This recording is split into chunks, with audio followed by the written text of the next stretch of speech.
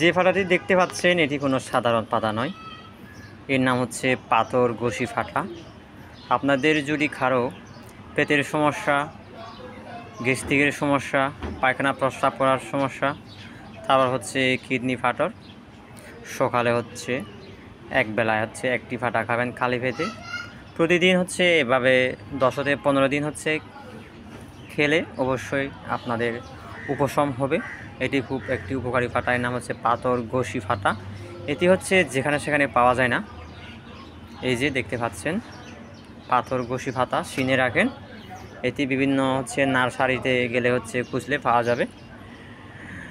অবশ্যই এটি একটি উপকারী ওষুধি ফাটা, আপনারা চাইলেই হচ্ছে সংগ্রহ করে রাখতে পারেন বাড়ির আশেপাশে, আঙিনায়, মাটি ফেলে হচ্ছে এটি সহজে গজিয়ে ওঠে। খুব সুন্দর একটি ফাটা আমি নিলাম, আমি এটা ধুয়ে ভাত খাওয়ার আগে খালি পেটে খাবো। খুব উপকারী ফাটা, পেট পরিষ্কার থাকে। কিডনি পাথর হলে হচ্ছে উপশম পাওয়া যায়। তো বন্ধুরা, ধন্যবাদ, ভালো থাকবেন সবাই। স্বাস্থ্য হচ্ছে সকল সুখের মূল। সবাই যে যেখানে থাকুন না কেন নিজের শরীরের প্রতি যত্ন নেবেন।